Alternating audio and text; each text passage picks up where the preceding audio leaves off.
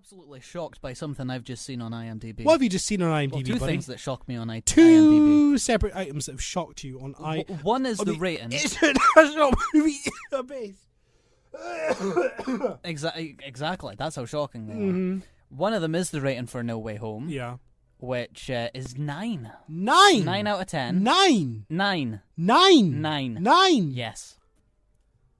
I'm sorry, I should have said I was speaking German and was just saying no. I knew the joke you were making. Yes. Thanks. And then also, looking at the previous Spider-Man films and the ratings that they have, Homecoming and Far From Home have 7.4, and Spider-Man 2, which I believe arguably we would admit is the best Spider-Man film, 7.3. Get out of here.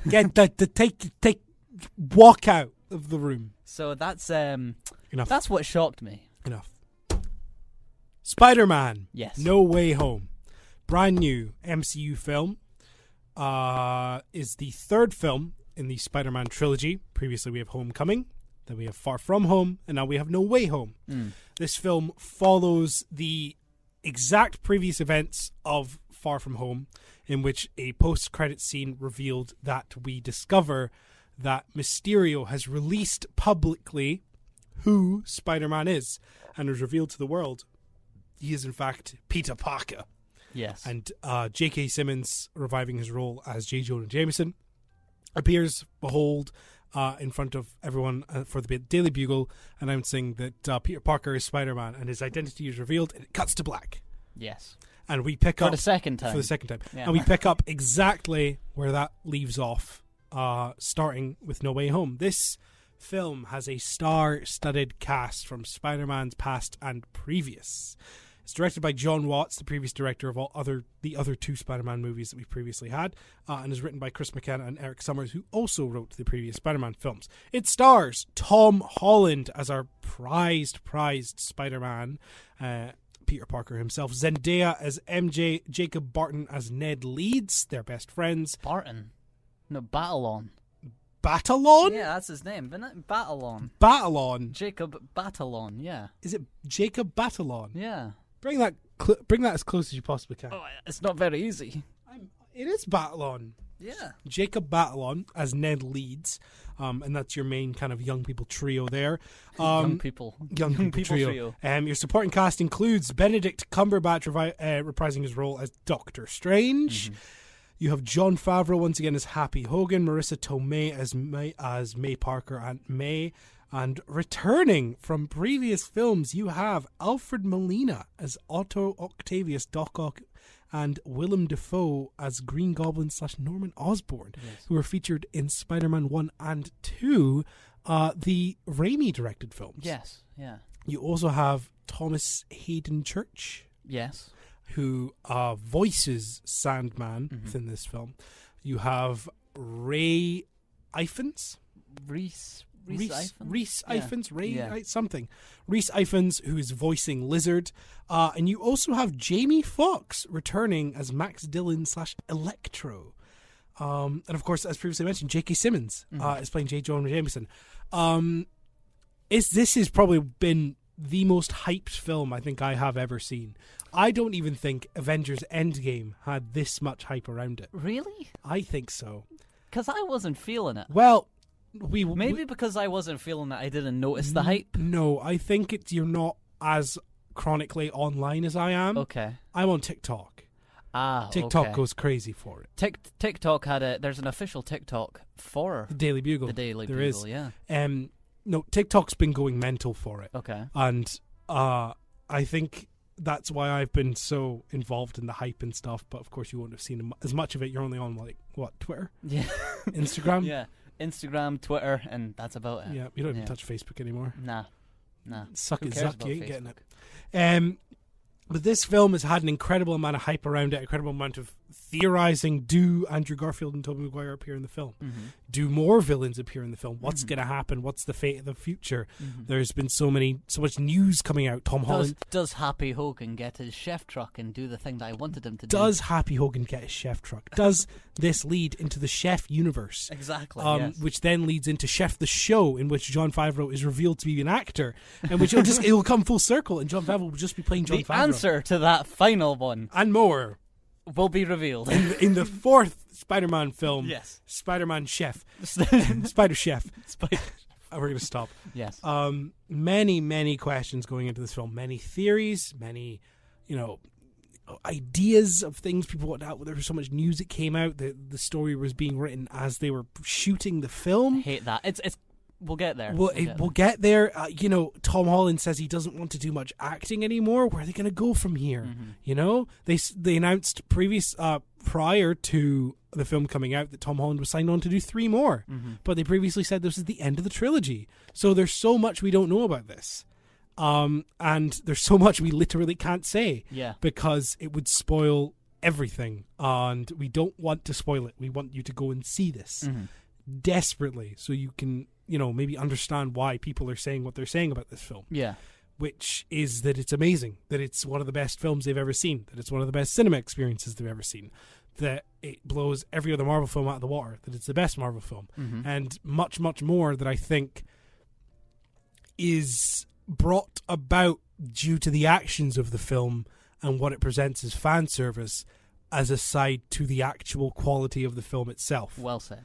Which is an argument that not only myself, as someone who is, bit of an artsy fartsy cap here for a second, but as someone who does enjoy films and appreciates films for their art form that they are, and appreciates film in a critical sense and in a critical form, I think it's important that not only us as critics of these films, try and take that into account. I think fans are also clicking onto that. I had a friend at work I was talking to about it, and I mentioned, is the film actually good, or are we just all blinded by the fan service? And I thought, you know what, I was thinking the same thing. So it's not just us, it is normal moviegoers who are thinking the same thing. I'm glad to hear that. And, are they going to click, or are they just going to continue to say this is a 10 out of 10 and bomb it with 10 out of 10 reviews like IMDb is getting? Yeah. It's also, I believe, this was the one that got me. Letterboxd, they have their list, which is the top 100 or so narrative films on Letterboxd, and it always gets constantly updated. But if you go onto one of the film's individual pages, let's say The Godfather, for example, no, actually, I think Parasite may be the number 1 highly rated narrative film. On Parasite's page, it has a little crown, and then it says what number it is on the list of 100 top narrative films. Okay. This new Spider-Man film has got into number 31, I believe. It's gotten to number, I think, 12 on the IMDb top 250. It's sitting above stuff like anything really. Anything, yeah. Just about anything. Now, let's get into the actual film itself. We saw it on Wednesday last week. We saw opening day. In down at the beach. Our screen was absolutely packed, absolutely jammed. The busiest screen I've seen this year. Yes, for any film, more so than stuff like Bond, which was a midnight screening and everything. The cinema experience itself, I will admit, was fantastic watching this film. It's the most lively I've ever heard a crowd be next to watching The Room. Yeah. It's one of the best cinematic experiences. One of the best cinema. We recently saw The Matrix in IMAX, which we're going to speak about next week as we have a bit of a Matrix special going on. And we were talking when we came out of that about how that was one of the best cinematic experiences we've had because of watching that film in IMAX. This was more so because of the collective community surrounding the film. Yes. Because everybody in that screen wanted the same things, and when they happened, or when they, stuff happened on the screen, people were so reactive to that, and everyone was so collectively reactive that it just made such noise. People clapped, cheered, people were crying. It was a ride for all of us, and it felt like a collective. It's like those fake edits that you get that you see on social media or YouTube and such, in which it says, the Phantom Menace fan reaction trailer from 1998 or something like that, and then it's basically most of them are fake reaction of audience clapping, yelling, cheering, but all of that actually happened while watching this film. Yeah. And it's something that's only ever happened for Endgame, but in Endgame it's only been briefly. For instance, these kind of things never even happened for Star Wars. No, they didn't. And I feel like Force Awakens very much... this new Spider-Man film, No Way Home and Force Awakens, share directorial... similarities. Yes, there is certain similarities with how certain things I would even happen. argue Ghostbusters Afterlife. Yes, absolutely. And the likes of stuff like Ready Player One are almost doing the same thing. There's moments that I'm not a fan of in a directorial sense, in which it's the stop for applause, and it happens often in these nostalgia-driven things, in which something will appear, or something will be said, something will be communicated, and then there's a hold for pause. Yeah. And that's when the audience are like clapping. It's like well it's done. a pantomime Well or something. done. And then the film continues. Yeah. I hate it, because when you rewatch Force Awakens and Harrison Ford comes onto the Millennium Falcon and he just stands there for 2 seconds. Chewie, we're home, and then they just kind of stand. They just stand there with their blasters in hand. It is and you're like, okay, it's a bit awkward. It's a bit awkward. But there's certain moments like that within this film well. There are. The film itself, I think, is inherently messy. I think there's no doubt about that. But there's so much happening that it kind of distracts you from it.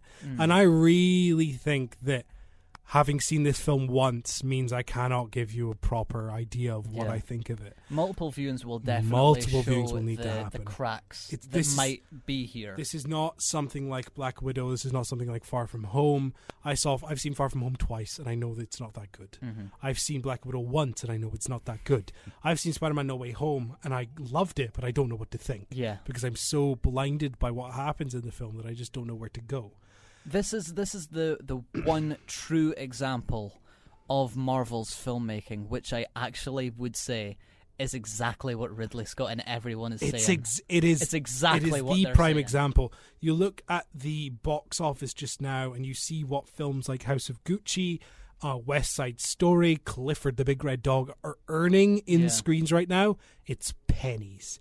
Because everybody is going to see Spider-Man No Way Home. The state that people are leaving theaters in, the treatment of cinema staff workers, it is an amusement park.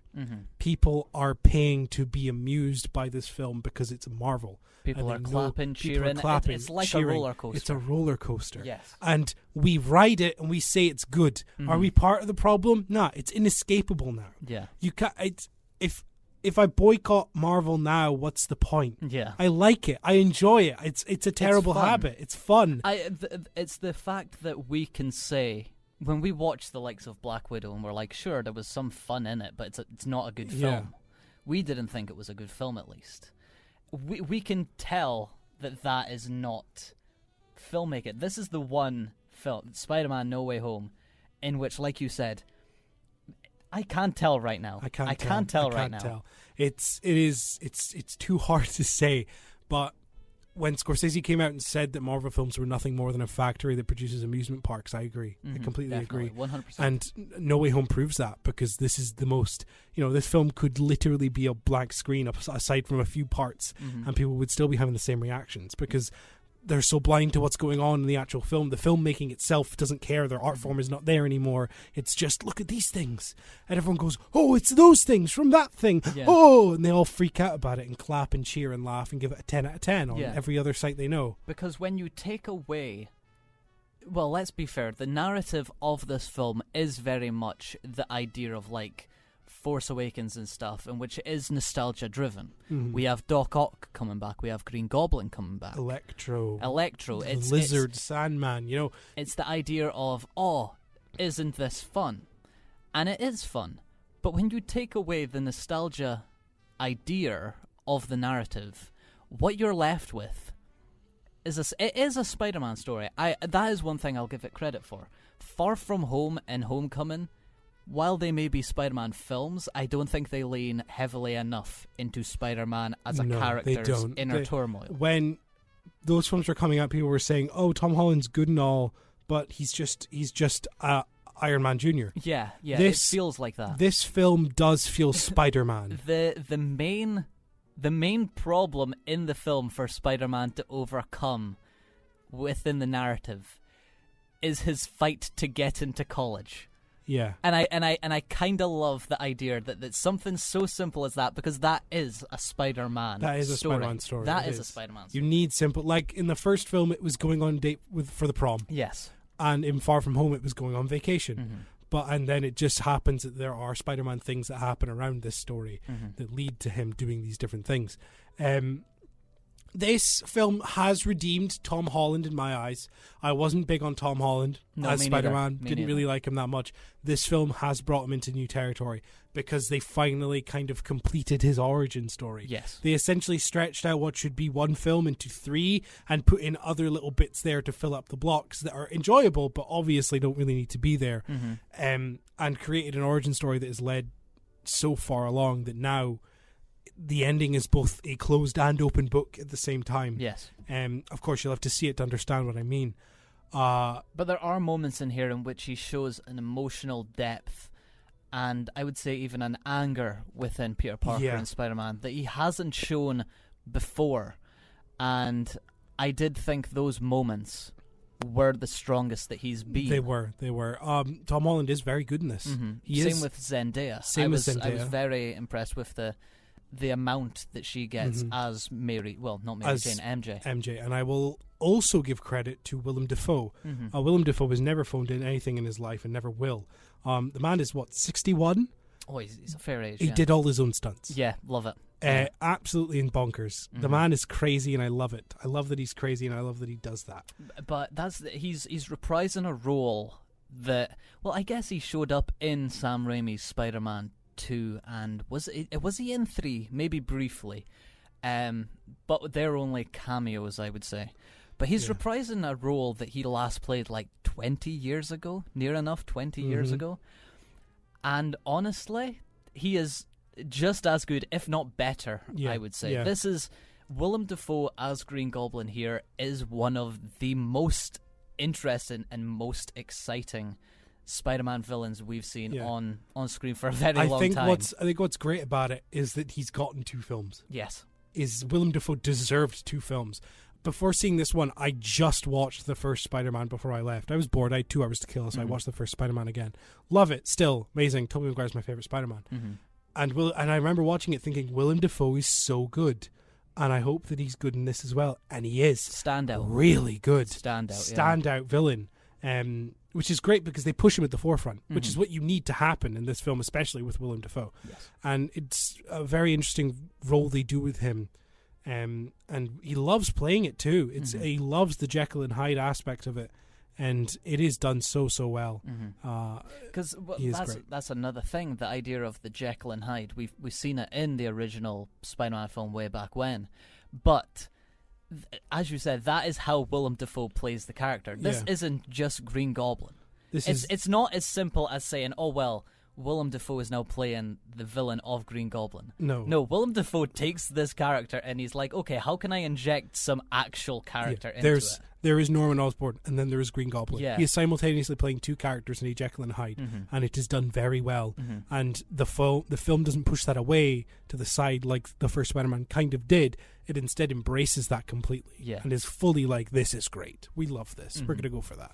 Another villain that's returning that we've mentioned is Jamie Foxx, and Jamie Foxx is really good in this. Good. From really a quite, good. I wouldn't even. He's not terrible in Amazing Spider-Man 2. He's not. He's not great. No. Mark Webb didn't use Jamie Foxx the way you should be using Jamie Foxx in a film. John Watts used Jamie Foxx in a way you should be using Jamie Foxx, especially as a villain like Electro. I get Max Dillon was supposed to be a nerdy character in the first film, but having Max Dillon appear in this universe and have a different appearance and stuff, work that into his character in the way that, and his, plight and his plot, I suppose you could say, in his character arc, work really well. Really well.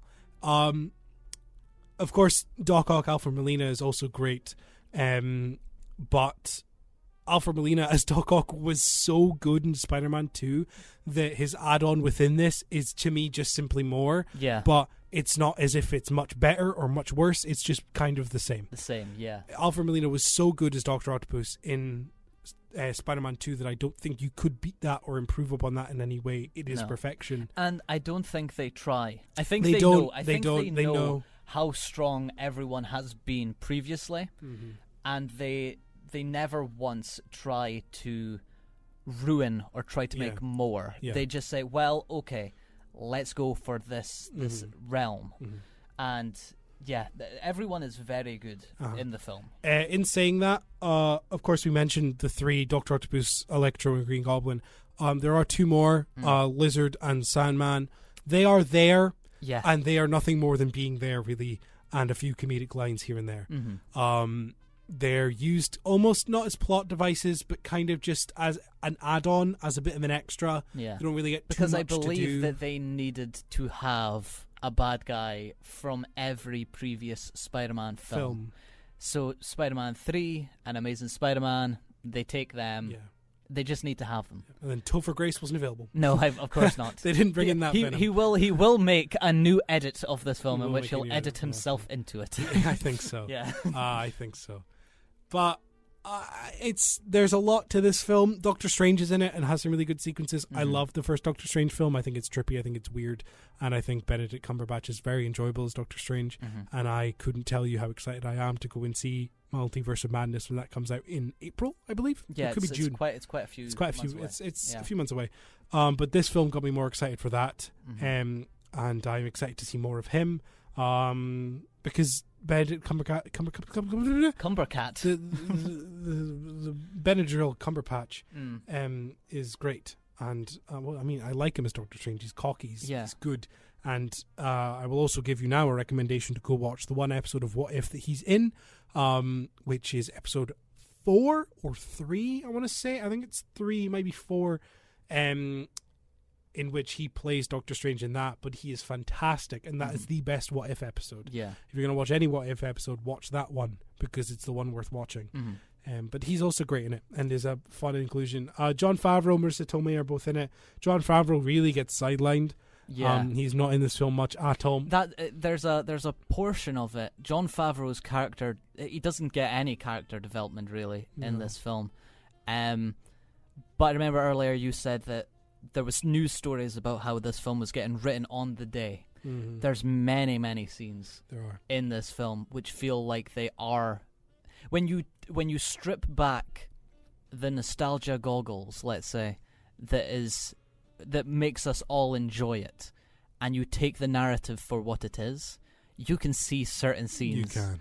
And you're just like, oh, well, that was written on the day because this happened or this happened. Yeah, this had no correlation to that. This is just here. Yeah. There are some points like that, which I think are quite disappointing. But that's from a filmmaking point of view. Standpoint, yeah. And like we said, most people that's going to go see this are probably only going to go see this once, maybe twice if they really enjoy it. And then maybe pick up the DVD, but they're not going to throw it on and be like, oh, let's really watch it. Yeah. They are watching Spider-Man with the sense of it's Spider-Man. It's Spider-Man. It's the roller coaster effect. Exactly.